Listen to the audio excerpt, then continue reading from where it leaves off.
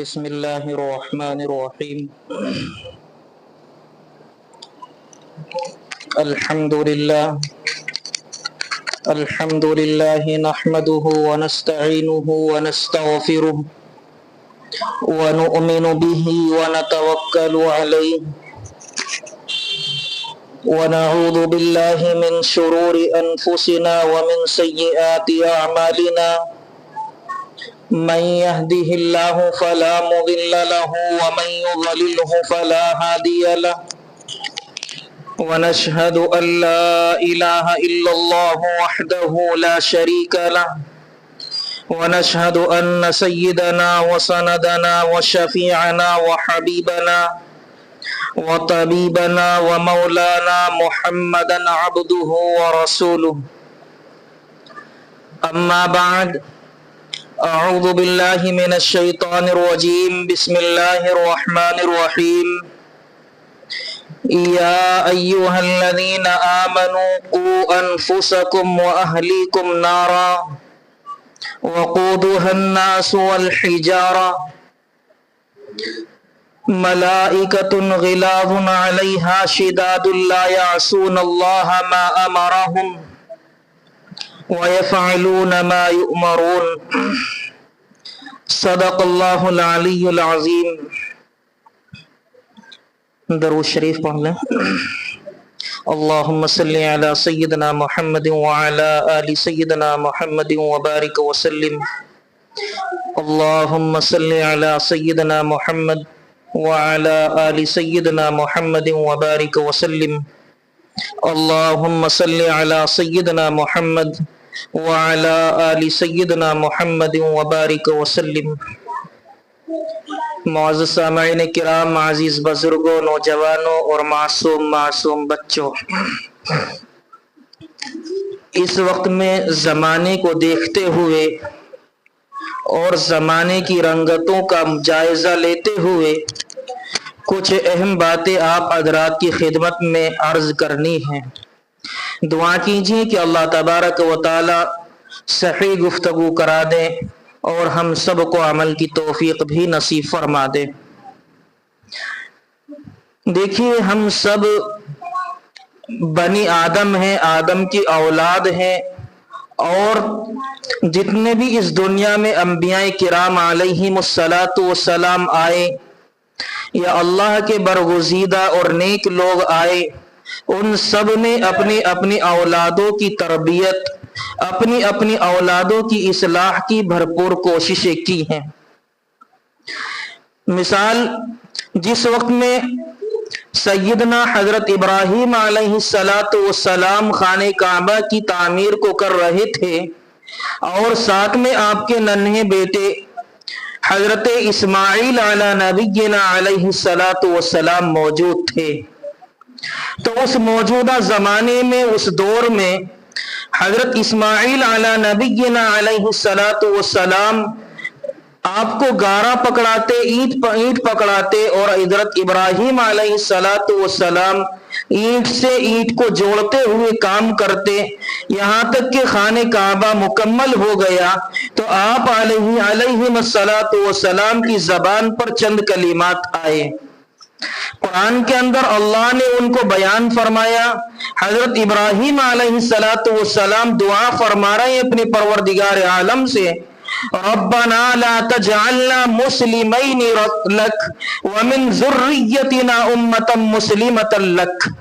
اے ہمارے پروردگار، ہمیں اپنی اطاعت اور فرما برداری کی توفیق عطا فرما دیجئے، ہمیں اپنا مطیع اور فرما بردار بندہ بنا لیجئے، اور خالص ہمیں ہی نہ بنانا بلکہ ابھی وہ اولاد جو ابھی وجود میں بھی نہیں آئی ہے، ابھی وہ اولاد جس نے ابھی دنیا میں آنا ہی نہیں ہے اور دنیا میں آئی نہیں بلکہ نہ جانے کب جا کر کے آئے گی. حضرت ابراہیم علیہ السلام اس اولاد کے لیے بھی دعا کر رہے ہیں اللہ تبارک و تعالی سے، وَجَعَلْنَا مُسْلِمَيْنِ لَكْ وَمِنْ ذُرِّيَّتِنَا ذریتنا، یعنی وہ اولاد جو وجود میں آئے گی، یعنی ہمارے بیٹے ہوں گے، بیٹوں کے بیٹے، پوتے پڑپوتے ہوں گے، ومن ذریتنا امۃ مسلمۃ لک، ہماری نسل کے اندر ایسے ایسے لوگ پیدا فرما جو تیری اطاعت اور فرما برداری ہمیشہ کرتے رہے۔ یہ اپنی اولاد کے لیے دعا کر رہے تھے حضرت ابراہیم علی نبینا علیہ السلام۔ اور آگے چلیں تو ایک نام آتا ہے جو حضرت ابراہیم علیہ السلام کے پوتے ہیں، حضرت یعقوب علیہ السلام۔ یہ بیٹے ہیں حضرت اسحاق علیہ السلام کے۔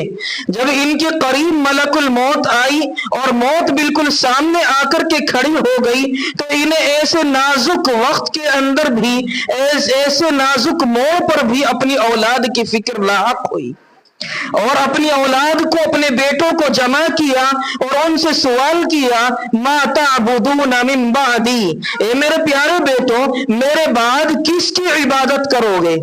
میرے بعد کس کو اپنا خدا مانو گے؟ کس کی پوجا کرو گے؟ کس کی عبادت میں اپنے آپ کو لگاؤ گے؟ یہ حضرت یعقوب علی نبینا علیہ السلام سوال کر رہے ہیں۔ تو یہ اولاد کی فکریں ہیں، اولاد کی تربیت کیسے کی جاتی ہے۔ ہمیں انبیاء کرام علیہ السلام کے طریقے موجود ہیں، ان سے عبرت حاصل کرنی چاہیے۔ اسی طریقے سے ایک اللہ کے نبی تو نہیں ہے لیکن برگزیدہ اللہ کے نیک اور صالح بندوں میں سے ان کا شمار ہوتا ہے، اور ان کے نام سے سورہ لقمان پوری ایک سورت نازل ہوئی۔ حضرت لقمان رضی اللہ تعالی عنہ یہ اللہ کے نبی نہیں ہیں لیکن اللہ کے نیک لوگوں میں ہیں۔ انہوں نے اپنے بیٹے کو مخاطب کیا اور مخاطب کرنے کے بعد بیٹے کو بہت ساری نصیحتیں فرمائی۔ اب اتنی ساری نصیحتیں اس وقت میں کرنا مناسب بھی نہیں اور وقت بھی نہیں، اس میں سے ایک نصیحت یہ تھی کہ اپنے بیٹے کو مخاطب کر کے فرمایا، وَإِذْ قَالَ لُقْمَانُ لِابْنِهِ وَهُوَ يَعِظُهُ وَيَا بُنَيَّ۔ یہاں علماء کرام ماشاءاللہ موجود ہیں، بیٹھے ہوئے ہیں، ان سے تفسیر معلوم کیجئے کہ یا بنیا یہ لفظ اللہ تبارک و تعالی نے قرآن کریم کے اندر زینت بنا کر کے نازل کیا کہ اس کا معنی اور مطلب کیا ہے۔ اس کا مطلب ہے اے میرے پیارے بیٹے، یہ نہیں کہا کہ یا ولدی اے میرے لڑکے، یا ابنی اے میرے بیٹے، نہیں، بلکہ یا بنیا اے میرے پیارے بیٹے، یعنی پیار کے ساتھ، محبت کے ساتھ، عظمت کے ساتھ۔ اس سے معلوم ہوتا ہے اولاد کی تربیت لٹھ مار انداز میں نہیں ہونی چاہیے، بلکہ اولاد کی تربیت محبت سے کی جائے، شفقت سے کی جائے، نرمی سے کی جائے۔ لٹھ مار اور ڈانٹ ڈپٹ کے ساتھ اولاد کی تربیت نہیں کی جاتی۔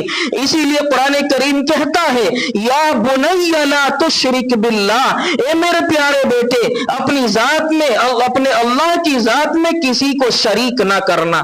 لا تشرک باللہ، اللہ وحدہ لا شریک ہے، اس کا کوئی شریک نہیں ہے۔ اس لیے حضرت لقمان علیہ السلام فرما رہے ہیں یا بنی لا تشرک باللہ، اے میرے پیارے بیٹے، اپنے رب کی ذات میں کسی کو شریک نہ کرنا۔ اس رب کی عبادت اکیلے کرنا، وہ تنہا ہے۔ قل هو اللہ احد اللہ الصمد، اللہ وہ ذات ہے جو بے نیاز ہے، اس نے کسی کو پیدا نہیں کیا، وہ کسی سے پیدا بھی نہیں ہوا ہے، وہ وحدہ لا شریک ہے۔ اپنے بیٹے کی تربیت اس انداز میں کی جا رہی ہے، انبیاء کرام بھی کر رہے ہیں، صلحاء بھی کر رہے ہیں، آج تک نیک لوگ اپنی اولادوں کی تربیت کرتے آ رہے ہیں۔ اب مختصر وقت میں آپ کو بتاتا چلوں کہ تربیت انسان کو کس انداز میں کرنی چاہیے اور تربیت کس طرح سے ہو سکتی ہے۔ حالانکہ آج کا میرا موضوع یہ نہیں تھا، میرا موضوع پچھلے ہفتے باقی رہ گیا تھا، گناہوں کے 85 نقصان، وہی تھا، لیکن ایک صاحب نے عرض کیا تھا میرے سے آج کہ حضرت اولاد کے بارے میں کچھ وضاحت کرنا، تو اس کے لیے میں آج آپ کو اپنا وہ موضوع چھوڑ کر کے اس موضوع کی طرف بڑھ رہا ہوں۔ تو اس کا مطلب یہ ہے کہ اولاد کی تربیت کس طرح سے ہونی چاہیے۔ تو سب سے پہلا مرحلہ یہ ہے کہ جب انسان جوان ہو جائے، مرد انسان بالغ ہو جائے اور اس کے گھر والے اس کے رشتے کی تلاش شروع کریں، اس وقت سے اولاد کی تربیت کا مرحلہ شروع ہوتا ہے۔ کیوں ہوتا ہے؟ ابھی تو اولاد وجود میں نہیں آئی، ابھی رشتہ نہیں ہوا، ابھی شادی نہیں ہوئی، اس وقت تربیت کیسی ہوگی؟ تو حدیث اٹھائیے، تنکح المرأة لأربع لمالها ولحسبها ولجمالها ولدينها فاظفر بذات الدين تربت يداك۔ عورت سے نکاح 4 وجوہات سے لوگ کرتے ہیں، اس میں سے پہلی وجہ یہ ہے لمالها، یا تو لڑکی کے گھر والے مالدار ہیں، وہ جہیز کے لالچ میں آ کر کے نکاح کر لیا جاتا ہے۔ آقا علیہ الصلوۃ والسلام فرماتے ہیں وہ قابل غور نہیں ہے، وہ قابل توجہ نہیں ہے، وہ ایک عارضی وقت کے لیے مال پر فدا ہو گئے تھے، بس اسی لیے نکاح کر لیا۔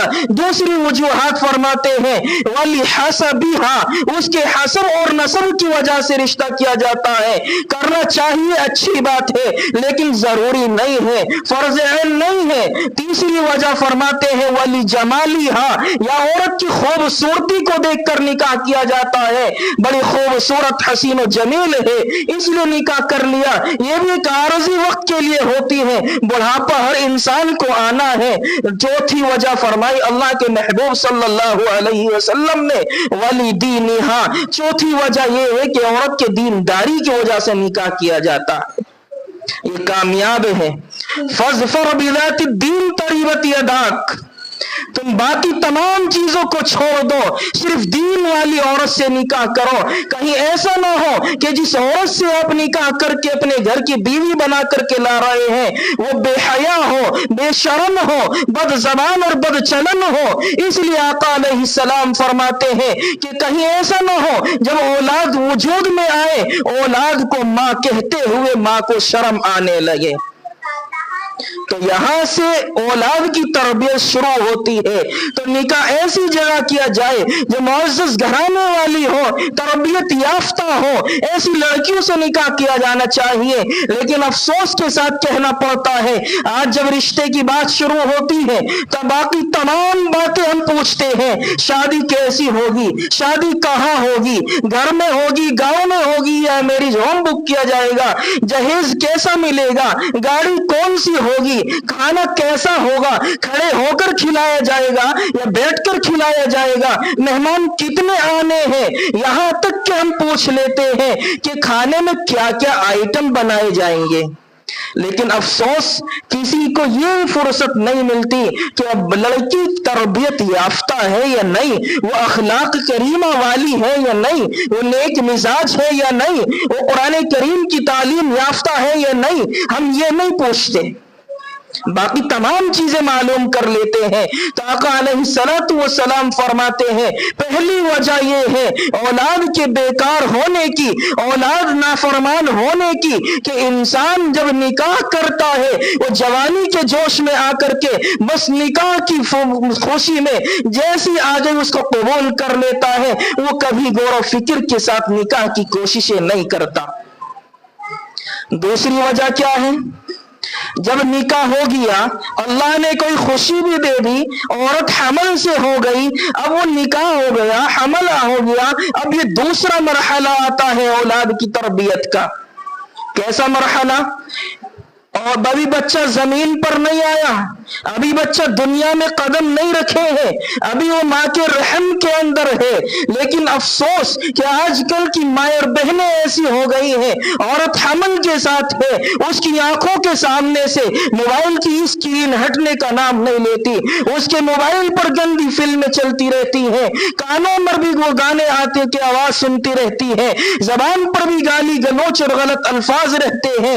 حدیث کے اندر آتا ہے آقا علیہ الصلوۃ والسلام نے فرمایا جب بچہ ماں کے رحم میں ہوتا ہے اور اس وقت ماں جو کام کرتی ہے اور بچہ جس وقت میں اتنا قابل ہو جاتا ہے کہ ماں کے رحم میں وہ حرکت شروع کر دے، وہ کھیلنا کودنا اچھلنا شروع کر دے، یہ تقریباً 4 سے 5 مہینے کے درمیان میں شروع ہو جاتا ہے۔ تو آقا علیہ السلام فرماتے ہیں اس کے بعد عورت کے جو احساسات ہیں، عورت کے جو تفکرات ہیں، جو سوچتی ہے، جو احساس کرتی ہے، جو اسے کچھ بھی کچھ فیل ہوتا ہے، وہ تمام تر احساسات اس بچے کے اندر بھی منتقل ہو جاتے ہیں، اور پھر دنیا میں آنے کے بعد دنیا کی کوئی بڑی سے بڑی دوا اس بچے کا علاج نہیں کر سکتی. بڑے سے بڑا مولوی کے پاس جانا کہ حضرت تعویذ دے دو بچہ نافرمان ہے، لیکن خدا کی قسم ممبر پر بیٹھ کر کہتا ہوں آقا علیہ الصلوۃ والسلام کی حدیث ہے کوئی اثر کرنے والا نہیں، اس لیے کہ بگاڑ ماں کے پیٹ سے پیدا ہوا ہے.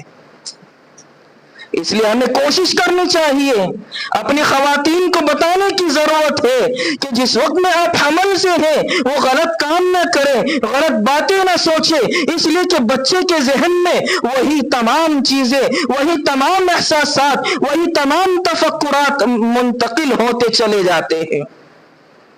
اس لیے ہمیں ضرورت ہے اب آج اس معاشرے کو سدھارنے کی، تو سب سے پہلے اپنی خواتین کو سدھارنے کی ضرورت ہے.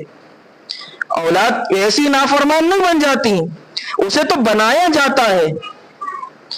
تیسری وجہ کیا ہے کہ جب بچہ دنیا میں آ گیا ہے واقعات بتانے کا وقت نہیں ہے، ورنہ ایسے ایسے واقعات ہیں اللہ والوں کے ایسے ایسے گزرے ہیں کہ ایک ایک عورت کو زبان پر 40 سال ہو گئے کوئی قرآن کی آیت کے علاوہ کوئی الفاظ نہیں آیا. حضرت عبداللہ ابن مبارک رضی اللہ تعالیٰ عنہ سے روایت ہے کہ میں ایک مرتبہ کہیں جنگلات میں آرام فرما رہا تھا، لیٹا ہوا تھا، اچانک میں نے آواز سنی کہ کسی کی آواز آئی اور وہ اونٹ پر چلنے کی آواز ہے. میں نے السلام علیکم کہا اور یہ پوچھا کہ آپ کون ہو، تو جواب آتا ہے سلام قولا من رب الرحیم. یہ قرآن کی آیت کے ساتھ وہ جواب دے رہی ہے، جواب سلام کر رہی ہے. اور پھر میں نے اس سے جو کتنی بھی باتیں کی، یہاں تک کہ اس کے گھر چھوڑ کر کے میں آیا، میں نے اس کی زبان پر قرآن کے علاوہ کوئی الفاظ نہ سنا. ہر سوال کا جواب قرآن سے دیا کرتی تھی. اس کے بیٹوں سے معلوم کیا تو بتایا کہ ہماری والدہ حافظ الحدیث ہے، حافظ قرآن ہے، اور اللہ کا ڈر اور خوف اتنا ہے دل کے اندر کہ 40 سال ہو گئے ہر بات کا جواب قرآن سے دیتی ہے، اس کی زبان پر قرآن کے علاوہ کوئی لفظ آیا ہی نہیں. تو ایسی ایسی نیک عورتیں بھی گزری ہیں اس دنیا کے اندر، اور بے شمار واقعات ہیں. تو بچوں کے اندر بھی وہی اثرات پیدا ہو جاتے ہیں. میں بیان کر رہا تھا، عرض کر رہا تھا کہ تیسری وجوہات یہ ہے، تیسری وجہ یہ ہے کہ جب بچہ دنیا میں آ گیا، اب بچے کی پرورش کرنے کے لیے اسے دودھ پلانا ضروری ہے. اگر میں سوال کروں دودھ کیوں پلایا جاتا ہے تو شاید آپ یہ جواب دے دیں کہ پیٹ بھرنے کے لیے، لیکن وہ تو ایک الگ بات ہے.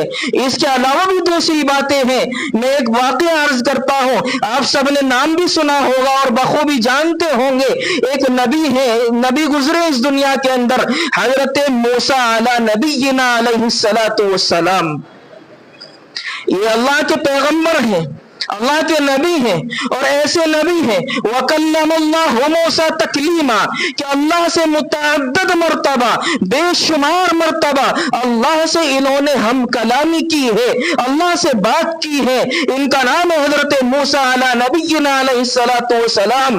ان کی جس سال پیدائش ہوئی اس سال فرعون کا زمانہ تھا، فرعون بادشاہ بنا ہوا تھا، اور اس نے اپنے وہاں ایک قانون بنایا ہوا تھا یذبحون ابناءکم ویستحیون نساءکم کہ جو بھی کوئی بچہ پیدا ہوگا بنی اسرائیل کے اندر اسے فوراً قتل کر دیا جائے گا. ویستحیون نساءکم جو کوئی لڑکی پیدا ہوگی اسے زندہ رکھا جائے گا. تو حضرت موسیٰ علیہ السلام بھی اسی سال پیدا ہوئے تھے. اب ان کی والدہ بڑی گھبرائی، بڑی ڈری. اللہ کی طرف سے الہام آیا، اللہ کی طرف سے ان کے پاس میں الہام آیا. اللہ نے فرمایا وَلَا تَخَافِي وَلَا تَحْزَنِي إِنَّا رَادُّوهُ إِلَيْكَ. آپ کو گھبرانے کی ضرورت نہیں، آپ کو غم زدہ ہونے کی ضرورت نہیں. آپ گھبرائے مت، ہم آپ کے بطن سے اس بچے کو پیدا کریں گے اور یہ بچہ پیدا ہو کر اللہ کا نبی بنے گا اور پھر ہم آپ کو اس کے پاس دوبارہ لوٹا دیں گے. اور ایسا ہی ہوا. جب حضرت موسیٰ علیہ السلام پیدا ہوئے والدہ بڑی گھبرائی. اللہ کی طرف سے پھر الہام آیا، اور الہام ایسا آیا کہ ان اقذفیہ فی التابوت فاقذفیہ فی الیم فلیلقہ الیم بالساحل یاخذ عدو لی وعدو اللہ. کہ اس کو ایک تابوت کے اندر رکھو، انقذفیہ فی التابوت، اور اس تابوت کو دریا کے اندر ڈال دو، اور اس کے دریا کی نہر، موج کی نہریں اور اس کی لہریں اسے بہا کر کے ایسی جگہ لے کر کے جائیں گی، عدو لی و عدو اللہ، جو میرا بھی دشمن ہوگا اور اس بچے کا بھی دشمن ہوگا، اور اس کی پرورش وہی کرے گا۔ اللہ کا قاعدہ ہے، اللہ کا قانون ہے، اور ایسا ہی کیا گیا۔ بچے کو ایک صندوق کے اندر ڈال کر کے اس بچے کو دریا میں ڈال دیا، اور جب وہ صندوق دریا کی موج اور دریا کی لہریں بہا کر کے لے کر چلی تو فرعون کے محل کے سامنے سے گزر ہوا تو محل کی باندیاں بیٹھی ہوئی تھی، وہاں کی کنیز بیٹھی ہوئی تھی، انہوں نے دیکھا کہ صندوق ہے، اس کو باہر نکالا، اسے کھول کر دیکھا تو ہنستا کھیلتا بڑا خوبصورت حسین و جمیل ایک بچہ ہے، اس کو نکالا اور حضرت آسیہ جو کہ فرعون کی بیوی ہے ان کی خدمت میں پیش کیا۔ اب اللہ نے آسیہ کے دل کو اس کی طرف پھیر دیا، اور ایسا پھیرا وہ کہنے لگی وَأَلْقَيْتُ عَلَيْكَ مَحَبَّةً مِّنِّي، کہ میں اس بچے سے محبت کرنے لگی ہوں۔ فرعون سے کہا اَوْ نَتَّخِذَهُ وَلَدًا، ہمارے کوئی لڑکا نہیں ہے، میں چاہتی ہوں کہ اسے اپنا بیٹا بنا کر اس کی پرورش کروں۔ اب بادشاہ کے محل میں ہی اس کی پرورش شروع ہونے لگی۔ اب دودھ پلانے کی باری آئی تو بادشاہ کا محل ہے، فرعون کا محل ہے، ایک کو پکارو 1000 چلی آئیں گی۔ بادشاہ کا محل تھا، اعلان کیا گیا کہ کون اس بچے کو دودھ پلائے گا، تو بے شمار عورتوں کی لائن لگ گئی۔ اب جو بھی اپنے دودھ سے لگاتا، حضرت موسیٰ علیہ السلام کسی کا دودھ نہ پیتے، کسی کا دودھ نہیں پیتے۔ بڑا پریشان ہو گئے تمام حضرات موجود جو وہاں تھے، اور یہاں تک کہ ان کی بہن حضرت موسیٰ علیہ السلام کی بہن وہاں پہنچ گئی، اذ تمشی اختک، اور کہنے لگی فَتَقُولُ هَلْ أَدُلُّكُمْ عَلَى مَنْ يَكْفُلُ، میں ایسی عورت کو جانتی ہوں جو اس کی پرورش کر سکتی ہے، جو اس کو دودھ پلا سکتی ہے۔ اب جب یہ بات کانوں میں پڑی تو اس بچی کو اجازت ہوئی کہ آپ اسے بلا کر کے لائیں، تو یہ حضرت موسیٰ علیہ السلام کی بہن بھاگی ہوئی اپنے گھر گئی، اپنی والدہ سے کہا، امی کو، اپنی والدہ کو محل کے اندر لے کر کے آئی۔ اب والدہ نے جیسی دودھ پلایا، موسیٰ علیہ السلام نے دودھ کو پی لیا۔ تو فرعون نے حکم دیا کہ آپ اسے اپنے گھر لے جاؤ اور اس کی پرورش اچھے سے کرو، اور پرورش کرنے کے ساتھ ساتھ فرعون کے محل سے حضرت موسیٰ علیہ السلام کی والدہ کا وظیفہ بھی مقرر ہو گیا اس بچے کی پرورش کی کفالت کے لیے۔ دیکھو اللہ کا قانون کیا ہے، اللہ نے کہا تھا میں اس بچے کو لوٹا دوں گا تو لوٹا دیا، بچہ ماں کے پاس پہنچ گیا اور وہ قتل بھی نہیں کیا گیا، فرعون نے خود اجازت دی ہے۔ اب یہاں جو میں بات کہنے جا رہا تھا وہ یہ تھی کہ وجہ یہ کیا تھی کہ فرعون کے محل میں موسیٰ علیہ السلام نے کسی عورت کا دودھ نہیں پیا، کیا وجہ تھی؟ حالانکہ وہ تو معصوم بچے ہیں، مشکل سے 8-10 دن 2-3 مہینے کے بچے ہیں، انہیں کیا معلوم میری ماں کون سی ہے اور کیا ہے کیا نہیں، لیکن دودھ نہیں پیا۔ قرآن کہتا ہے وَحَرَّمْنَا عَلَيْهِ الْمَرَاضِعَ، ہم نے تمام دودھ پلانے والی عورتوں کا دودھ حرام کر دیا موسیٰ علیہ السلام پر۔ کیوں کر دیا؟ اللہ جانتے ہیں کہ ایک وقت آئے گا، یہ نبی بنایا جائے گا، اللہ کا رسول ہوگا، اور یہ جو محل کے اندر دودھ پلانے والیاں ہیں ان کی پرورش حرام مال سے کی گئی ہے۔ اگر موسیٰ نے دودھ پی لیا تو اس کے پیٹ کے اندر حرام لقمے کا بنا ہوا دودھ داخل ہو جائے گا، جس کی وجہ سے موسیٰ فرعون کے محل میں نبی بننے کے بعد جب دعوت دینے کے لیے آئے گا تو یہ حق بات فرعون کے سامنے بیان نہیں کر سکے گا۔ تو یہاں بات یہ عرض کی جا رہی تھی کہ دودھ کا اثر اتنا ہوتا ہے کہ جس ماں نے حرام کمائی سے کھا کر کے اپنے دودھ کو بنایا ہو، اس کی پرورش، اس کی نشو و نما اس حرام کمائی سے ہوئی ہو، اور پھر اس سے اس بچے نے دودھ پیا ہو، وہ بچہ کبھی آنکھوں میں آنکھیں ڈال کر حق بات نہیں کہہ سکتا۔ یہ میرا اپنی بات نہیں ہے، یہ قرآن کریم کی بات میں کہہ رہا ہوں۔ وَحَرَّمْنَا عَلَيْهِ الْمَرَاضِعَ، کبھی حق بات کہنے کی جرات نہیں کر سکے گا حق بولنے والوں کے سامنے، کبھی کھڑے ہونے کی ہمت نہیں کر سکے گا انسان۔ آج دیکھیے ज्यादा तर आपको ऐसे ही मिलेंगे। हक बात चाहती है वहां से राह फरार इख्तियार कर लेते हैं। इसलिए अपने आप में ये फिक्र करने की जरूरत है। अगर हमें अपने बच्चों की तरबियत करनी है तो इसमें एक औरत का किरदार ये भी है और एक मर्द का किरदार ये भी है कि वो हलाल कमाई खाए, हराम से बचे। अगर बच्चे के अंदर अखलाक पैदा करना चाहते हो, ये ऐसे ही नहीं होती तरबियत। चौथे मरहले पर पहुंचो तो आपने कुरान करीम के हुफ्फाज किराम मौजूद हैं, उनसे मालूम करें कुरान करीम के अंदर कहीं किसी औरत का नाम नहीं आया। हालांकि कुरान करीम के अंदर औरतों के वाकयात बहुत सारे हैं। हजरत आयशा का वाकया भी है, हजरत नूह अलैहिस्सलाम की बीवी का वाकया भी है, हजरत लूत अलैहिस्सलाम की बीवी का वाकया भी है, हजरत लूत अलैहिस्सलाम की बीवी का वाकया भी है, जुलेखा का वाकया है, इब्राहिम अलैहिस्सलाम की बीवी का वाकया है, हजरत ज़ैनब रज़ियल्लाहु ताला अन्हा का वाकया है, हजरत सफूरा का वाकया है और बेशुमार वाकयात कुरान में आए। लेकिन अलहम्द से शुरू करो और आखिर पढ़ते पढ़ते और नास पर पहुंच जाओ, कहीं किसी औरत का नाम नहीं मिलेगा सिवाय एक औरत के, और वो नाम है मरियम। इसकी क्या वजह है? औरत का नाम कुरान में क्यों नहीं आया? हमेशा औरत की निस्बत या तो उसके बाप की तरफ की गई, अगर शादीशुदा है तो उसकी शौहर की तरफ उसकी निस्बत की गई है। लेकिन मरियम अलैहिस्सलाम का नाम आया जरूरतन, जरूरतन, इसलिए कि ईसा अलैहिस्सलाम का कोई बाप नहीं था। अल्लाह ने उन्हें अपने हुक्म से पैदा किया था और अल्लाह ने उन्हें बगैर बाप के पैदा किया। अब नबी का नसब पाक है, उस नसब को बयान करने के लिए जरूरतन मरियम अलैहिस्सलाम का नाम कुरान में आया। इस बात को मैं यहाँ तक पहुंचा हूँ और 1-2 साल से मैंने इस बात पर काफी खोज भी की है और बेशुमार मुफ्तियों से इस बारे में बात भी की है। इस नतीजे पर मैं पहुंचा हूं कि जरूरत के बगैर औरत का नाम लेना जायज नहीं है।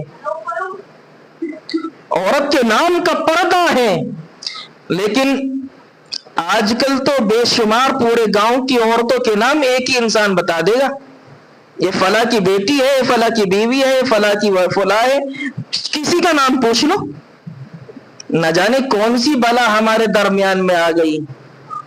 जरूरतन जायज है, आप निकाह पढ़ाने वाला निकाह खाए, जरूरत है वहां नाम लिखा जाएगा। सरकार की जरूरत है, आधार कार्ड बनवाना है, पासपोर्ट बनवाना है, जरूरत है, कानूनन जरूरत है, वहां लिखा सकते हो। लेकिन मैं आपसे पूछना चाहता हूं, शादियों के कार्ड पर क्या जरूरत है? क्या वहां नाम नहीं लिखा जाएगा तो शादी में कुछ फीका रह जाएगा? नहीं, शादी सही हो जाएगी। लेकिन अफसोस तो ये है, शादी के कार्ड तक होता तो चल भी जाता। आजकल तो गाड़ियों के ऊपर भी लाइटों के साथ नाम लिखे जाते हैं। ये कौन सी बला है? ये जायज नहीं है। तो मालूम ये हुआ, आजकल जो हमारे दरमियान में हालात चल रहे हैं, मैं अपने तजुर्बे से यहां तक पहुंचा हूं नौजवानों में बैठ बैठ कर कि जहां किसी औरत का नाम आया, मर्द के जहन में गलत तफक्कुरात आने शुरू हो जाते हैं। मैं इस नतीजे पर पहुंचा हूं, जहां किसी लड़की का नाम आया, जवान लड़कों के जहन में गलत ख्यालात शुरू। देखना तो बहुत बड़ी बात है, नाम से शुरू हो जाते हैं आजकल के नौजवानों के। इसलिए आजिज कहता है कुरान के हवाले से, औरत का नाम लेना बगैर जरूरत के जायज नहीं है। इसलिए औलाद की तरबियत में बहुत अहम किरदार इन चीजों का है। और औरत की आवाज का पर्दा है, और सिर्फ आवाज का नहीं बल्कि कुरान इतनी बारीक बात कह रहा है, देखो, वला यज़रिबना बिअरजुलिहिन्ना लियुअलम मा युख्फीना मिन ज़ीनतिहिन, कि औरत ने जो पांव के अंदर पाजेब पहनी हुई है और उस पाजेब के जो घुंघरू हैं बजने वाले, उनकी आवाज का भी पर्दा है। قرآن کہتا ہے وَلَا يَضْرِبْنَ بِأَرْجُلِهِنَّ، عورتوں سے کہہ دو کہ اپنے پاؤں کو زمین پر زور سے نہ مارے، کہیں ایسا نہ ہو لِيُعْلَمَ مَا يُخْفِينَ، ان کی جو زینت ہے، ان کی جو پازیب کا گھنگرو ہے، اس کی آواز کسی غیر محرم مرد کے کانوں میں چلی جائے، یہاں تک پردہ ہے۔ لیکن ہمارا حال کیا ہے؟ اور پھر کہتے ہو مولانا صاحب اولاد بڑی نافرمان ہو گئی، نہ ماں کی سنتی نہ باپ کی سنتی، اسے دیکھ لو، اس پہ اوپری تو نہ ہو گیا؟ ارے میرے بھائیوں، کوئی اوپری نہیں ہوا، یہ ہماری اولاد کی غلطی نہیں ہے، یہ میں کہتا ہوں ان ماں باپ کی غلطیاں ہیں جو ان کی تربیت نہیں کرتے۔ آج اس تربیت کی وجہ سے بے شمار کروڑ ہاں نہیں کہہ سکتا تو کم از کم 1 لاکھ سے کم بھی نہیں کہہ